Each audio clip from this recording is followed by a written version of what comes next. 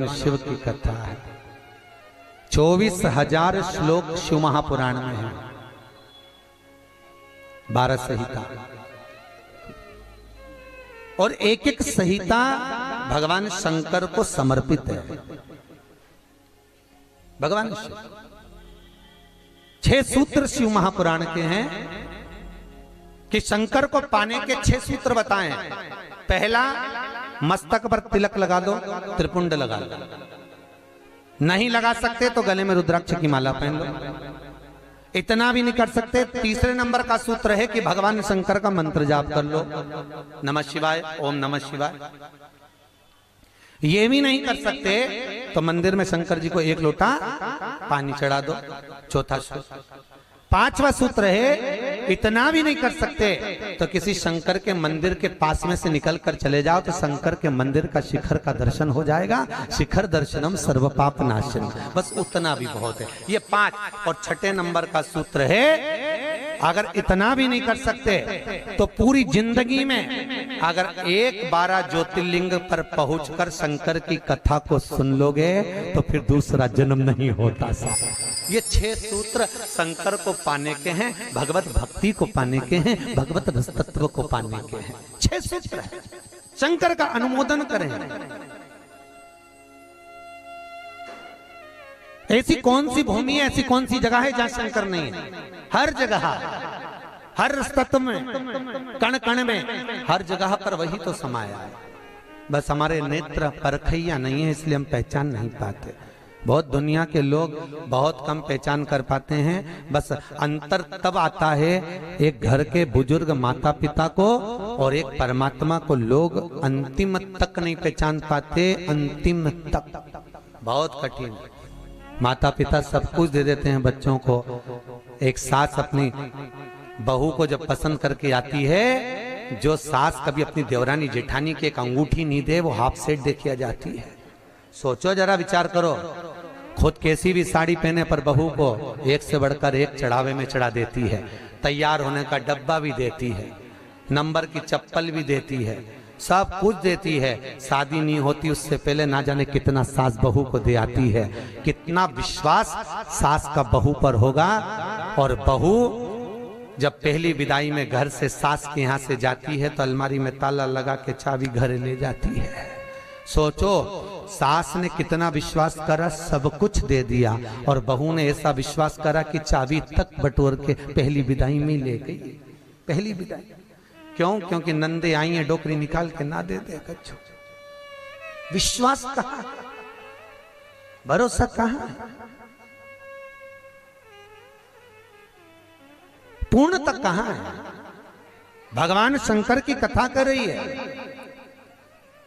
6 सूत्र में से अगर एक सूत्र भी भगवान शंकर का आपकी जिंदगी में आ गया तो जीवन का आनंद देने वाला हो गया।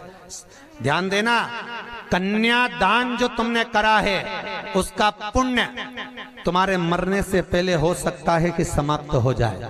अन्नदान जो तुमने करा है उसका पुण्य हो सकता है तुम्हारे मरने से पहले समाप्त हो जाए। क्योंकि कई लोग कहते हैं हमने कन्यादान करा, हमने वस्त्र दान करा, हमने मुद्रा दान करी, हमने स्वर्ण दान करा, हमने अन्न दान करा, हमने भागवत कराई, हमने रामायण करवाई, हमने गीता करवाई, हमने तीर्थ करे, हमने व्रत करे। ये सारे पुण्य तुम्हारे खाते में हैं। एक पलड़े में तुम्हारे पुण्य रखे हैं, पर एक पलड़े में जो पुण्य इकट्ठे करके रखे हैं तो पाप भी तो देखो कितना करो।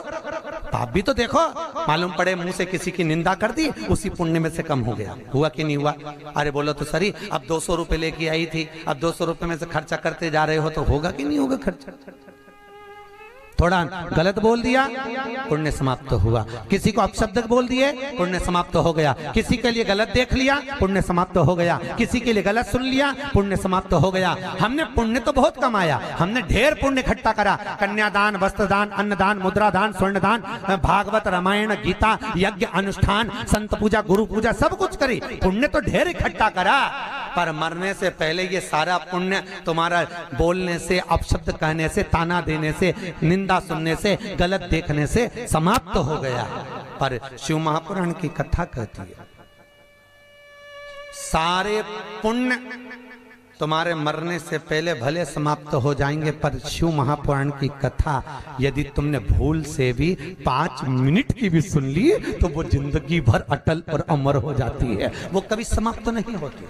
शिव महापुराण की पुण्य कभी समाप्त नहीं होता, शंकर का किया हुआ पुण्य कभी समाप्त नहीं होता।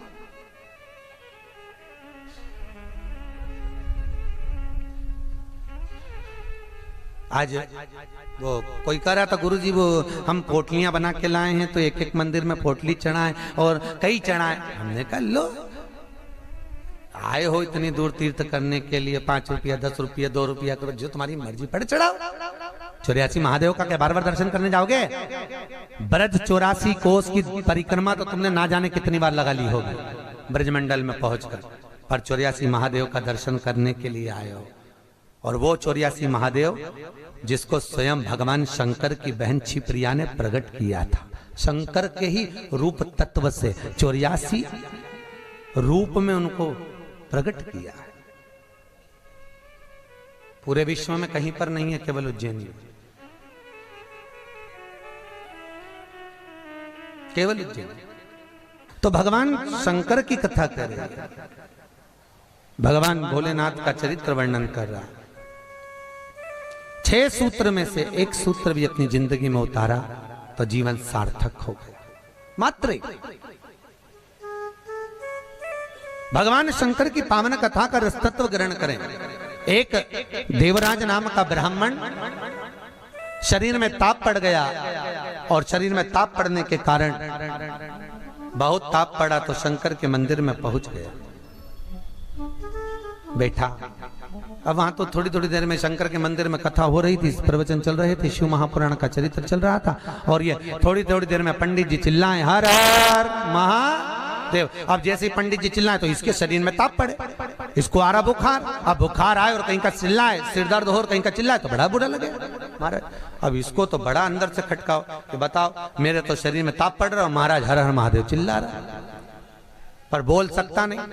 ताप पड़ते पड़ते पड़ते पड़ते थोड़ी देर में ये यहां से चला शंकर के मंदिर से कथा श्रवण कर कर थोड़ी देर भले ताप पड़ा, बुखार आया, सिर दर्द हुआ, सब कुछ हुआ, पर शंकर की कथा तो शरीर में पहुंच गई, इस आत्मा तक पहुंच गई।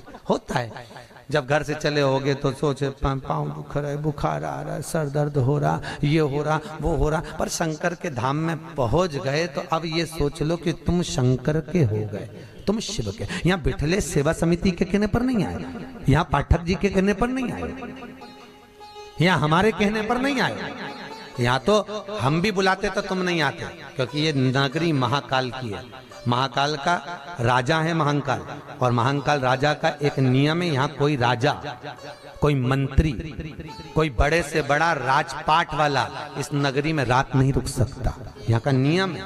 क्योंकि यहाँ एक ही राजा, कौन सा? महाकाल राजा, बस उसी का राज्य चलता। तो जब उसके घर में आए हो तो हम कौन बुलाने वाले? बोलो तो सही।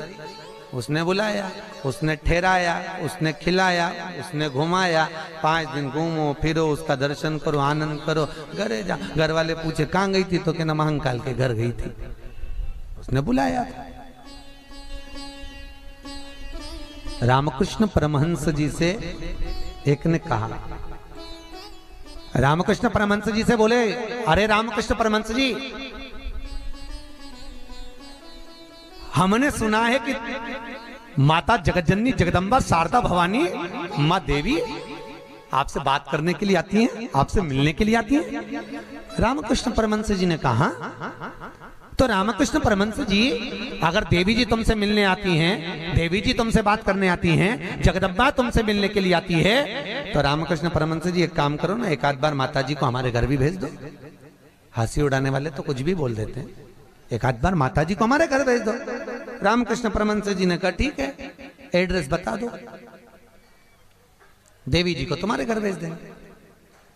बोलो एड्रेस क्या है? उस व्यक्ति ने कहा फलाना गली में, फलाना मोहल्ले में, ये वाले मकान में, इस नंबर में, इस जगह पर मैं रहता हूं। रामकृष्ण परमहंस जी ने कहा, स्वामी विवेकानंद के गुरु रामकृष्ण परमहंस जी कहते हैं, जो एड्रेस आपने दिया ये तो आपके घर का है, ये आपके घर का एड्रेस है, आपका एड्रेस दीजिए, आप कहां रहते हैं? उसको लगा मैं दुकान पे रहता हूँ तो हो सकता दुकान का मांग रहा है, उन्होंने दुकान का एड्रेस दे दिया। रामकृष्ण परमहंस जी बोले ये तो दुकान का एड्रेस है, आप कहाँ रहते हो, आपका एड्रेस दो।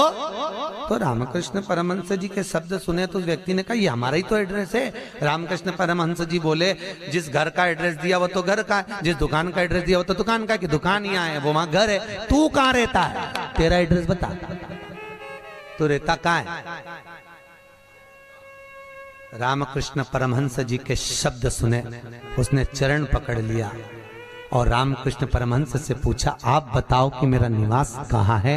रामकृष्ण परमहंस जी कहते हैं इस शरीर का आखिरी निवास तो शमशान है, मनुष्य वहां निवास करने वाला है। बस ये आत्मा परमात्मा के चरणों में रहे और शरीर आखिरी में वहां पहुंच जाता है, आखिरी में। बड़े आश्चर्य में लोग बताते हैं हम वहां रहते हैं, तुम नहीं रहते, तुम्हारा घर रहता है, तुम चले जाओगे घर में ही रह जाएगा, अभी तुम्हारा एड्रेस है फिर तुम्हारे बेटे का हो जाएगा। अरे बोलो तो, फिर बेटा गया पोते का हो जाएगा, पौता गया पर पोते का हो जाएगा। वो तो घर का पता है, तुम्हारा एड्रेस क्या है, तुम किस पते पे रहते, आता ना पता जबरदस्ती के लापता घूम रहा, काय का पता तुम्हारा, जबरदस्ती के छाती ठोक के मेरा घर मेरा घर मेरा घर। एक आध दिन यमराज आई गया, उठा के ले गया, सब धाड़ धाड़ रोएंगे। 2-3 महीने के बाद, 4-6 महीने के बाद बेटा नेम प्लेट निकाल के खुद की चिपका देगा, मेरा घर